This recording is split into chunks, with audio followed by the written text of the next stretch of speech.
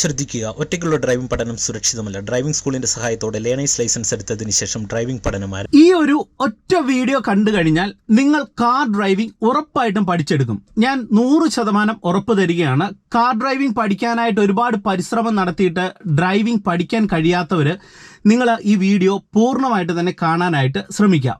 Hi friends, നമസ്കാരം. ഞാൻ Goodson Kattappana. Car driving പഠിക്കുക എന്നുള്ളത് സ്വപ്ന തുല്യമായിട്ട് ഉള്ള ഒരു ആഗ്രഹമായിട്ട് കാണുന്ന ഒരുപാട് പേരുണ്ട്.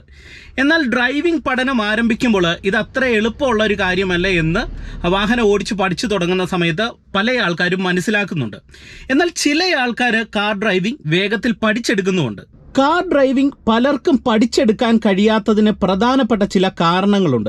ഈ കാരണങ്ങൾ മനസ്സിലാക്കി പ്രോപ്പറായിട്ടുള്ള ഒരു പ്രാക്ടീസ് എടുത്തു കഴിഞ്ഞാൽ നിങ്ങൾക്ക് ഏതൊരാൾക്കും കാർ ഡ്രൈവിംഗ് എളുപ്പത്തിൽ പഠിച്ചെടുക്കാനും നിങ്ങൾക്ക് സ്വയമായിട്ട് ഒരു വാഹനം ഓടിച്ചു പോകാനായിട്ട് കഴിയും.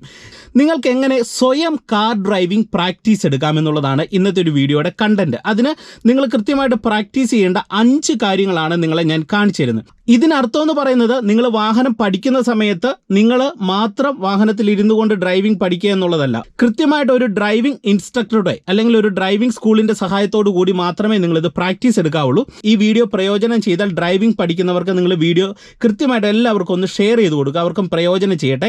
ഒപ്പം തന്നെ ചാനൽ ഒന്ന് സബ്സ്ക്രൈബ് ചെയ്ത് സപ്പോർട്ട് ചെയ്യുക. സൈഡിലുള്ള ബെല്ലൈക്കണിലും കൂടെ ഒന്ന് ഓളം വരുത്തി കൊടുക്കുകയാണെങ്കിൽ ഞാൻ എല്ലാ ദിവസവും വീഡിയോകൾ അപ്ലോഡ് ചെയ്യുന്ന സമയത്ത് അതിന്റെ നോട്ടിഫിക്കേഷൻ നിങ്ങളുടെ മൊബൈൽ ഫോണിൽ ലഭിക്കുന്നതാണ്. ഈ ഒരു ഒറ്റ വീഡിയോ കണ്ടു കഴിഞ്ഞാൽ നിങ്ങൾ കാർ ഡ്രൈവിംഗ് ഉറപ്പായിട്ടും പഠിച്ചെടുക്കും. ഞാൻ 100% ഉറപ്പ് തരികയാണ്. കാർ ഡ്രൈവിംഗ് പഠിക്കാനായിട്ട് ഒരുപാട് പരിശ്രമം നടത്തിയിട്ട് ഡ്രൈവിംഗ് പഠിക്കാൻ കഴിയാത്തവർ നിങ്ങൾ ഈ വീഡിയോ പൂർണ്ണമായിട്ട് തന്നെ കാണാനായിട്ട് ശ്രമിക്കുക.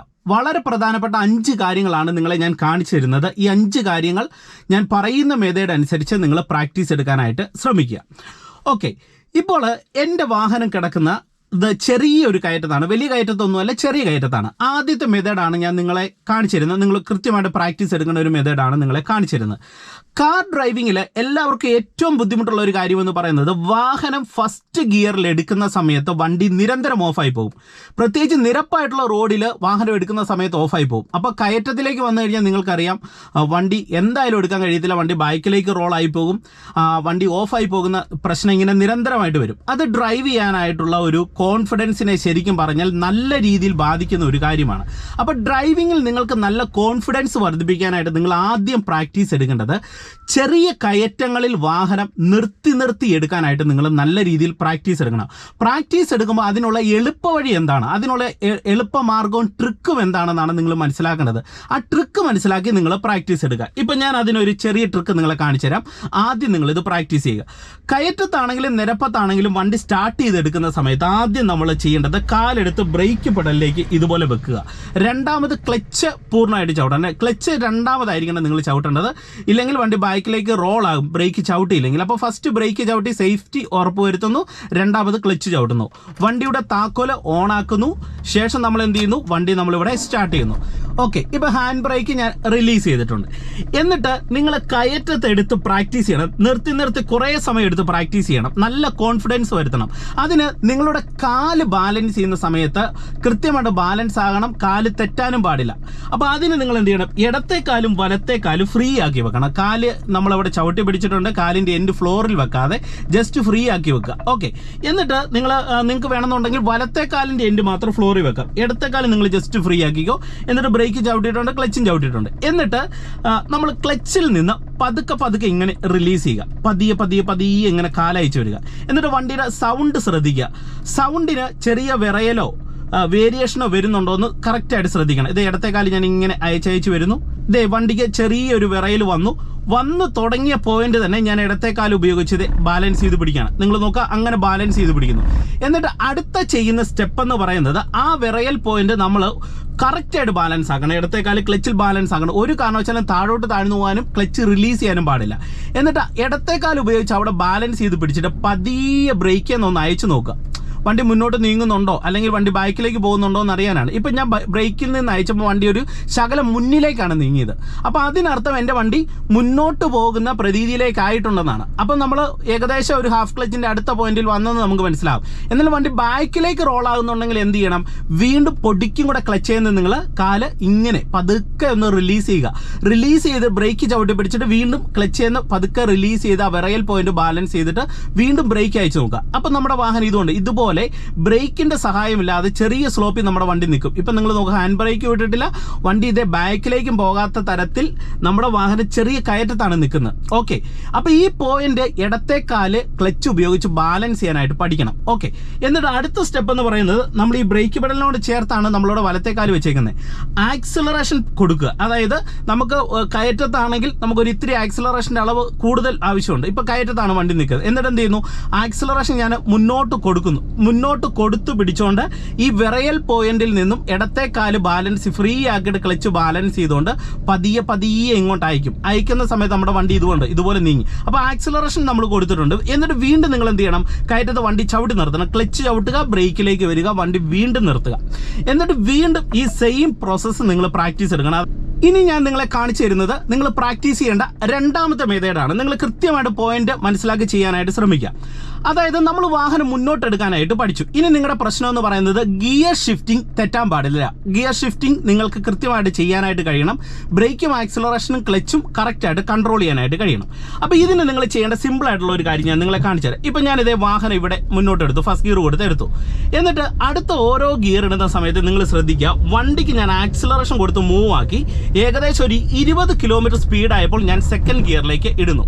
ഓക്കെ, എന്നിട്ട് വീണ്ടും നിങ്ങൾ നോക്കുക, വണ്ടിക്ക് സ്പീഡ് കൂടിയെന്ന് തോന്നുമ്പോൾ ജസ്റ്റ് ഒന്ന് ബ്രേക്ക് തൊട്ട് വന്ന് വണ്ടി സ്ലോ ചെയ്യും. എന്നിട്ട് വീണ്ടും ആക്സിലറേഷൻ കൊടുക്കും. ഒരു കാരണവശാലും ബ്രേക്ക് നമ്മൾ ഹാർഡായിട്ട് ചവിട്ടില്ല. അങ്ങനെ ചവിട്ടിയ വണ്ടി ഓഫ് ആയിപ്പോൾ. ഇപ്പം നിങ്ങൾ നോക്കുക, സെക്കൻഡ് ഗിയർ വരികയാണ്. ഇത് വണ്ടിക്ക് മൂവ്മെന്റ്സ് നൽകുന്നു. ആക്സിലറേഷൻ കൊടുത്ത് വണ്ടിക്ക് മൂവ് ആക്കുന്നു. ഈ സെയിം ടൈമിൽ ഇടത്തേക്കാലെടുത്ത് ക്ലച്ചേ വെച്ചു. ഒരു കാരണവശാലും ക്ലച്ച് ചവിട്ടാൻ പാടില്ല, ക്ലച്ചേ വെറുതെ വെക്കുക.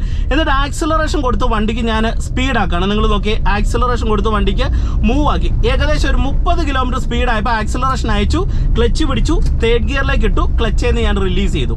കണ്ടോ? അപ്പം മൂന്നാമത്തെ ഗിയർ കൊടുത്തത് ഒരു 30 കിലോമീറ്റർ സ്പീഡിലാണ്.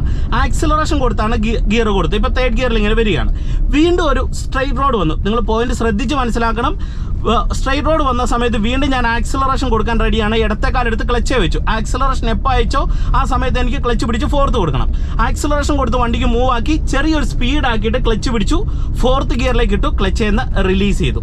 ഓക്കെ, അപ്പം ഞാൻ ഈ 4 ഗിയറുകൾ ഒരു സ്ട്രെയിറ്റ് റോഡിൽ അല്ലെങ്കിൽ നിരപ്പായിട്ടുള്ള പ്രതലമുള്ള റോഡിൽ ഉപയോഗിച്ചപ്പോൾ എല്ലാം തന്നെ ചെയ്ത ഒരു കാര്യമുണ്ട്.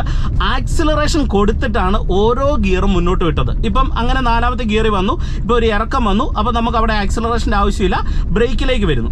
എന്നിട്ട് അങ്ങനെ 4ാമത്തെ ഗിയറിൽ വന്നു. ഇനി വീണ്ടും ഞാൻ ഇങ്ങനെ ബ്രേക്ക് കൺട്രോൾ ചെയ്ത് ഈ ചെറിയ ഇറക്കം ഇറങ്ങി വരികയാണ്. അപ്പോൾ ഇവിടെ മുന്നിലായിട്ട് ചെറിയ കയറ്റം കണ്ടു.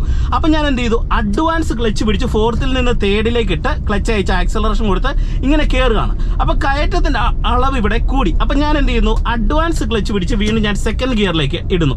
വീണ്ടും ഒരു ജംഗ്ഷനിലേക്ക് വന്നു. സെക്കൻഡ് ഗിയറിൽ പതിയെ ഇതുണ്ട്, ഈ ജംഗ്ഷൻ എൻ്റെ വാഹനം കയറി പോവാണ്. അതായത് വണ്ടി സ്ലോ ചെയ്യണം, അല്ലെങ്കിൽ മുന്നിലേക്ക് ഒരു കയറ്റം വന്നു, അല്ലെങ്കിൽ നല്ല കുത്തനെയുള്ള ഒരു കയറ്റം വന്നു, അല്ലെങ്കിൽ മുന്നിൽ ഒരു ട്രാഫിക് ജാം വന്നു. അങ്ങനെയൊക്കെ വന്നു കഴിഞ്ഞാൽ ഗിയർ നമ്മൾ നിർബന്ധമായിട്ട് ഡൗൺ ചെയ്യണം. ഇപ്പം നിങ്ങൾ നോക്കുക, സെക്കൻഡ് ഗിയറിലേക്ക് ഇട്ടു. ഇപ്പോൾ എതിരെ ഒരു വണ്ടി വരുന്നതുകൊണ്ട് ഞാൻ വീണ്ടും വണ്ടി ക്ലച്ചും ബ്രേക്കും ചവിട്ടി സ്ലോ ചെയ്ത് ഫസ്റ്റ് ഗിയറിലേക്ക് ഇട്ട് പതുക്കെ ക്ലച്ച് റിലീസ് ചെയ്ത് ഫസ്റ്റ് ഗിയറിൻ്റെ പിടുത്തത്തിൽ വന്നു.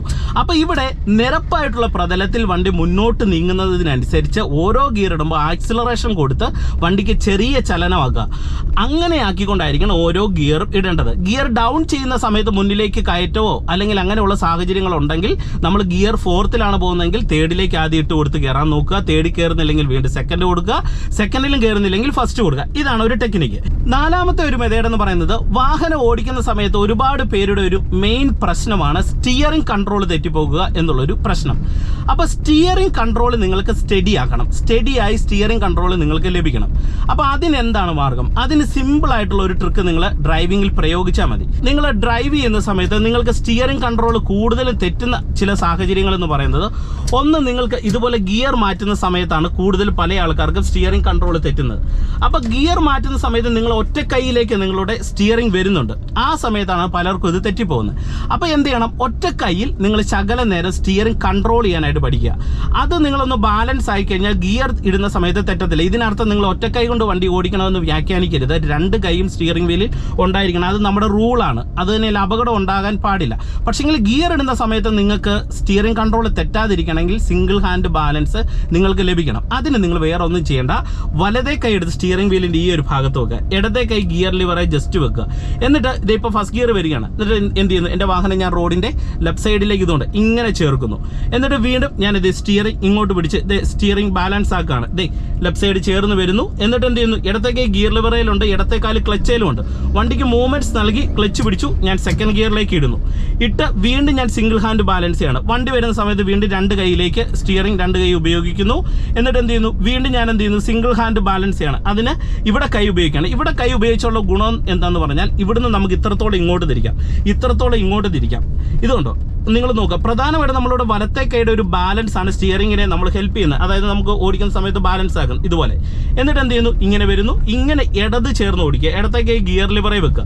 വീണ്ടും വണ്ടിക്ക് മൂവ്മെന്റ്സ് നൽകി തേർഡ് ഗിയറിലേക്ക് ഇടുന്നു, കണ്ടോ. എന്നിട്ട് വീണ്ടും ഇവിടെ ഒരു വളവ് വന്നു. ഞാൻ വളവ് എടുക്കുന്ന നിങ്ങൾ നോക്കുക, ഇതുപോലെ ഇടത് സൈഡിലേക്ക് ഇങ്ങനെ ബാലൻസ് ചെയ്ത് വളവ് ഞാൻ ഇങ്ങോട്ട് ചേർത്തെടുത്ത് വരുന്നു. എന്നിട്ട് വീണ്ടും ഞാനിങ്ങനെ നിവർത്തി കൊടുക്കുന്നു. വീണ്ടും റോഡ് സ്ട്രൈറ്റ് ആകുമ്പോൾ വണ്ടിക്ക് മൂവ്മെന്റ്സ് നൽകി എന്ത് ചെയ്യുന്നു, ഫോർത്ത് ഗിയറിലേക്ക് ഞാൻ ഷിഫ്റ്റ് ചെയ്യുന്നു, കണ്ടോ. അപ്പോൾ ഇങ്ങനെ നിങ്ങൾ ബാലൻസ് ചെയ്യണം. ഇങ്ങനെ ബാലൻസ് ആക്കി കഴിഞ്ഞാലുള്ള ഒരു ഗുണം എന്ന് പറയുന്നത്, നിങ്ങളിങ്ങനെ രണ്ട് കൈ പിടിച്ച് ഓടിച്ചു പോകുന്ന സമയത്ത് നിങ്ങൾക്ക് പെട്ടെന്ന് ഗിയർ മാറ്റണം. ഇപ്പോൾ ഫോർത്ത് വരികയാണ്, തേർഡ് കൊടുക്കണമെന്ന് നിങ്ങൾക്കുള്ള ഒരു ഐഡിയ വരുന്ന സമയത്ത് തന്നെ നിങ്ങൾ വണ്ടി ഇടതാക്കും. എന്നിട്ട് നിങ്ങളുടെ വലതേ കൈ കൊണ്ട് നിങ്ങളിവിടെ അറിയാതെ തന്നെ ബാലൻസ് ആക്കിയിട്ട് തേർഡിലേക്ക് കൊടുക്കും. എന്നിട്ട് വീണ്ടും രണ്ട് കൈ സ്റ്റിയറിംഗിലേക്ക് വരിക. മനസ്സിലായി? അതായത് കൈ ഇവിടെ വന്നത് ശേഷം നിങ്ങൾ ഗിയർ ഷിഫ്റ്റ് ചെയ്യുക. അപ്പം നിങ്ങൾക്ക് പ്രോപ്പറായിട്ട് സ്റ്റിയറിങ്ങിനെ ബാലൻസ് ആക്കുക. അതായത് ഇങ്ങനെ വന്ന് നമുക്ക് അടുത്തൊരു ഗിയർ കൊടുക്കണം, ഇവിടെ ബാലൻസ് ചെയ്തു ഫോർത്തിലേക്ക് ഇട്ടു. എന്നിട്ട് രണ്ട് കൈ ഇതുകൊണ്ട് സ്റ്റിയറിംഗ് വീലിൻ്റെ സെൻറ്ററിൽ പിടിച്ച് നമ്മൾ ഡ്രൈവ് ചെയ്ത് വരുന്നു. വീണ്ടും ഇവിടെ വരുന്നു, ഒരു കൈ കൊണ്ട് ഇങ്ങനെ ബാലൻസ് ആക്കുന്നു. എന്നിട്ട് തേർഡ് ഗിയറിലേക്ക് കൊടുക്കുന്നു. അപ്പോൾ ഇങ്ങനെ സ്റ്റിയറിങ്ങിനെ ബാലൻസ് ആക്കാനായിട്ട് നിങ്ങൾ ഡ്രൈവിങ്ങിൽ നിങ്ങൾ കൃത്യമായിട്ട് ഡ്രൈവ് ചെയ്യുന്ന സമയത്ത് ചെയ്യാനായിട്ട് ശ്രമിക്കുക. അപ്പോൾ ഇന്നത്തെ ഒരു വീഡിയോ നിങ്ങൾക്ക് ഉപകാരപ്പെട്ടെങ്കിൽ കൂട്ടുകാർക്കൊക്കെ ഒന്ന് ഷെയർ ചെയ്യുക. ഒപ്പം തന്നെ ചാനൽ സബ്സ്ക്രൈബ് ചെയ്യാത്തതുണ്ടെങ്കിൽ ഒന്ന് സബ്സ്ക്രൈബ് ചെയ്തിട്ടേക്ക്. വീണ്ടും നമുക്ക് നാളെ മറ്റൊരു അറിവുമായിട്ട് കാണാം. ഓക്കെ.